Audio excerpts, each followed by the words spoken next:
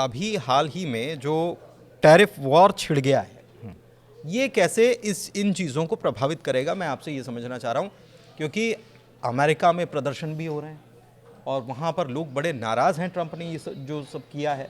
China की तरफ से भी 10 तारीख को मेरे ख्याल से चाइना की तरफ से भी टैरिफ लगा दिया जा रहा है, उसके जवाबी कार्रवाई की जा रही है।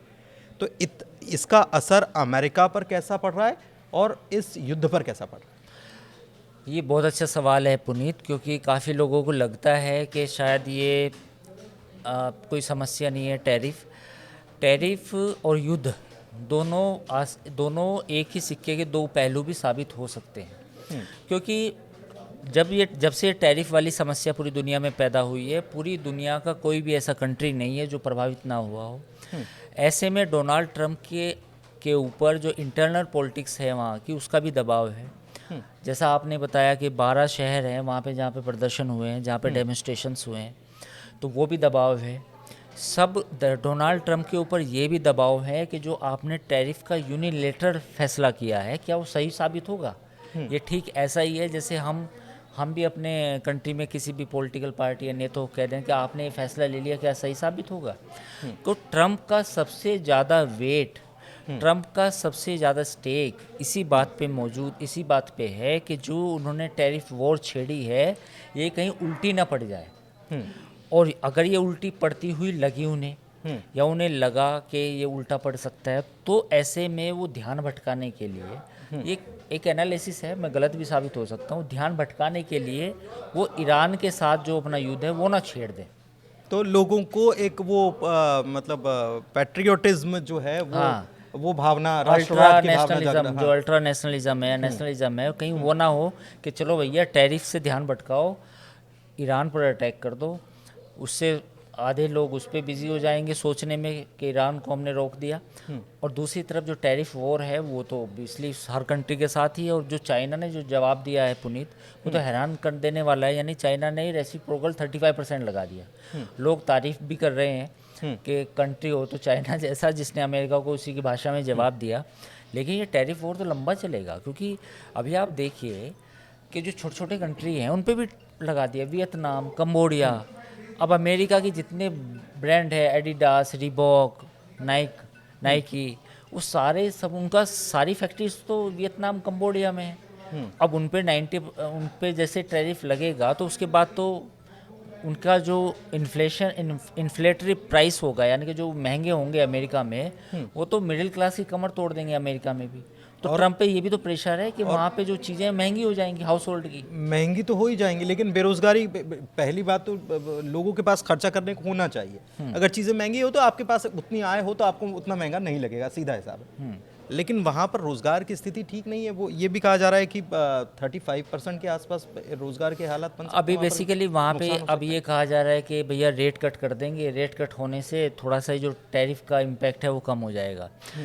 लेकिन मुझे लगता है कि अभी इतना आसान नहीं है। यूएस में मंदी की बातें की जाने लगी हैं। कोई इमेजिन कर सकता था कि ट्रंप आएंगे? तो ट्रंप तो हमेशा यही कहते रहे ना कि मंदी नहीं आएगी, आप टेंशन ना लो, बाहर निकाल लूंगा मैं मंदी से बाहर निकाल दूंगा, अमेरिका को ग्रेट पावर बनाऊंगा।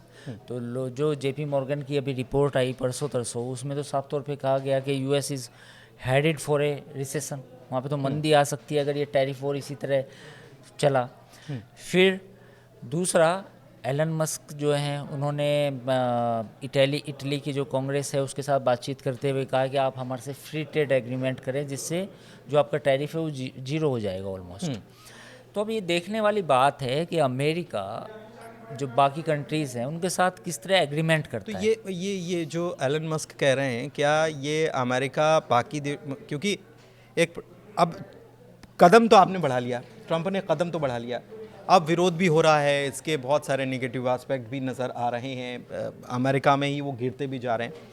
तो क्या वो एफटीए के लिए कई सारे देशों को मनाने की कोशिश तो नहीं कर रहे हैं इसके जरिए? बिल्कुल यही बात है। एफटीए की बातें तो इंडिया को लेके भी हो रही हैं। हालांकि इंडिया ने भी कहा है कि इंडिया ने, देखो आप, ये कहा जा रहा है कि इंडिया ने रेसिप्रोकल क्यों नहीं किए, हमें भी करना चाहिए था। लेकिन इंडिया, मुझे लगता है कि हम उस पोजीशन में नहीं है। और ये बात कोई खुल के स्वीकार नहीं करेगा या टीवी पे नहीं बोलेगा, क्योंकि इंडिया ने जो दूसरा स्टैंस लिया है वो ये है कि भैया हम आपसे बातचीत करेंगे, कुछ चीज़ों पे टैरिफ कम कर देंगे, कुछ चीज़ों को नेगोशिएट करेंगे आपके साथ, और कुछ चीज़ों को लेके हम बायलैटरल एग्रीमेंट करेंगे कुछ कुछ सेक्टर्स में कि हम इतने का आपसे सामान खरीद देंगे, बदले में आप इतने ही वैल्यू का आप हमसे ले लीजिए, चाहे वो डिफेंस हो या और चीज़ फार्मा हो।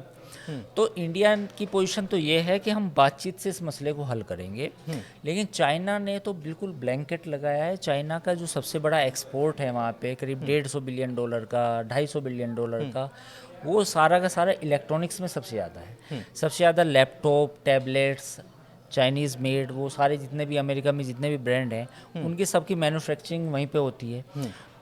तो आप जानते हैं कि चाइना दुनिया का सबसे बड़ा सप्लाई चेन का एक बड़ा कंटेंडर है, बड़ा खिलाड़ी है। तो इलेक्ट्रॉनिक्स का जितना भी एक्सपोर्ट है अमेरिका को, वो 90% चाइना से होता है। तो इसलिए जब चाइना ने रेसिप्रोकल टैरिफ लगाए तो अमेरिका में इस बात की कहीं ना कहीं हलचल भी मची है। वो ऐसा नहीं है, उन्होंने एक्सपेक्ट नहीं किया था। उन्होंने शायद किया था कि हो सकता है कम करे, हो सकता है हाँ, चाइना कुछ सेटलमेंट हो जाए, कहीं थोड़ा हो, बहुत, हाँ। वो चाइना कुछ नेगोशिएट करने की कोशिश करे, कुछ कुछ सेक्टर्स में एफटीए की बात करे। लेकिन चाइना ने जिस अंदाज में जवाब दिया है वो एक हैरान कर देने वाला है। और अब मुझे लगता है कि ये टैरिफ और वॉर ईरान के साथ, तो वो ये चाइना कहीं ना ने कहीं ये जुड़ी हुई है। चाइना क्या, दो तीन चीज़ें हैं कि एक तो ईरान और चाइना के बहुत अच्छे ताल्लुकात हैं। तेल तो ईरान से चाइना खरीदता है, ये तो हम सब कुछ जानते कुछ हैं। मतलब कुछ कंडीशंस हाँ, में, कुछ हाँ। कंडीशंस में खरीदता है। ब्रिक्स में भी साथ में, रूस और चाइना भी साथ में है। तो क्या दूसरा, मतलब एक रास्ते से दूसरा तोड़, एक तीर से दो निशाने, ऐसा कुछ है क्या? देखिए, ब्रिक्स को लेके तो डोनाल्ड ट्रंप ने कहा था ब्रिक्स इज डेड। तो डोनाल्ड ट्रंप कहते हैं तो ठीक है। नहीं होता ना डेड। नहीं नहीं, वो तो करने की तो बात कुछ बता रहा हूँ, मैं उनकी मंशा की बात कर रहा हूँ। तो उनकी मंशा तो यही है कि ब्रिक्स ये जितने भी ऑर्गेनाइजेशन है, एससीओ, सिंघाई कॉरपोरेशन, इनका कोई मतलब नहीं है। और हमने पहले भी डिस्कस किया था, पुनीत याद कीजिए, कि मुझे लगता है कि ट्रंप की को सबसे बड़ी थ्रेट रशिया नहीं है। ट्रंप को लगता है कि China is a bigger threat, और उनको लगता है कि चाइना ने ही अमेरिका की जो मैन्युफैक्चरिंग जॉब्स हैं वो सबसे ज़्यादा ली हैं। और दुनिया में जो सप्लाई चेन का एक सबसे बड़ा बेताज बादशाह मैं कहूँगा चाइना बन के उभरा है। तो अमेरिका डोनाल्ड ट्रंप मानते हैं कि उनको तो अमेरिकन कंपनीज़ को होना चाहिए था। यानी कि नाइके के जूते भी अमेरिका में बनने चाहिए थे, डेल के कंप्यूटर भी बनने चाहिए थे, एप्पल का सारी मैन्युफैक्चरिंग अमेरिका में होनी चाहिए थी। तो उनके सपने तो ये हैं। लेकिन मुझे लगता है कि डोनाल्ड ट्रंप जब आए हैं उससे पहले बहुत पानी बह चुका है। अच्छा, क्योंकि वीडियो लंबा ना हो जाए, एक शॉर्ट चीज़ मैं आपसे समझना चाह रहा हूँ। ये डी डॉलराइजेशन की बात डोनाल्ड ट्रंप ने कही थी। टैरिफ से इसका सीधा सीधा जुड़ाव इसलिए है क्योंकि जब वो डी डॉलराइजेशन करने की अगर कोई कोशिश करेगा तो हम उसको छोड़ेंगे नहीं। और दूसरी तरफ उनकी तरफ से ये जो टैरिफ वॉर छिड़ा गया है, उससे ऐसे मुल्क आपस में साथ में भागीदार बनने की कोशिश कर रहे हैं जो अमेरिका से धंधा अब ज़्यादा लेन देन नहीं करना चाहते। कह रहे हैं कि हम आपस में साथ में 3 लोग अगर साथ में बात करेंगे तो वो अपनी करेंसी में बात कर सकते हैं। लेकिन इसमें बहुत सारी चीज़ें हैं, जैसे स्विफ्ट का जो एग्रीमेंट है, जो 2 कंट्रीज़ के बीच में करेंसी का ट्रेड होता है, अमेरिका की नज़र उस पर भी है। अमेरिका चाहता है कि जो इंटर करेंसी एक्सचेंज हैं वो बंद हो, जैसे रशिया इंडिया का है। तो ये टैरिफ भी उसी तरह की धमकाने वाली चीज़ है कि अगर आपने ये किया है, जिसमें आपने ये भी किया है कि आपने जो रशिया से तेल खरीदा उसमें आपने इंडियन रुपीस में पेमेंट किया, तो ये नहीं चलेगा।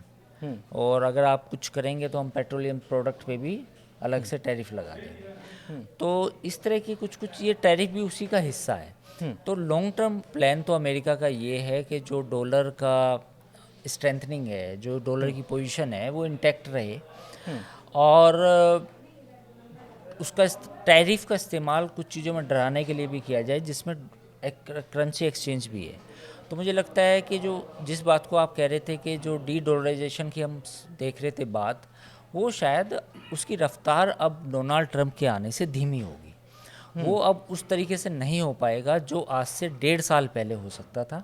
तेजी से जिस तरीके से बात हो रही थी, तेज़ी से जिस तरीके से बात हो रही थी, तो अब इसकी उम्मीद नहीं है कि वो डी डॉलराइजेशन ऐसे होगा। अब चुपके से धीरे से समझ के आपस में आपकी और मेरी बात है, ऐसे करके शायद इसके ऊपर कोई कदम बढ़ सकते हैं। हाँ। तो कुल मिलाकर आपने कहानी को समझा कि कैसे कैसे एक तरफ टैरिफ का वॉर है, दूसरी तरफ एक वॉर और है जिसके छिड़ने की आशंकाएं जताई जा रही हैं और धमकी तो दी जा रही है, लेकिन आने वाले वक्त में क्या होने वाला है? क्या वाकई में अमेरिका ईरान पर अटैक कर देगा? और क्या इजराइल तो पहले ही तैयार बैठा है, लेकिन ये होने वाला है क्या? क्योंकि अमेरिका में ट्रंप अपने ही घर में कहीं ना कहीं अपनी ही पॉलिसी को लेकर घिरते हुए नजर आ रहे हैं। फिलहाल इस वीडियो में इतना ही।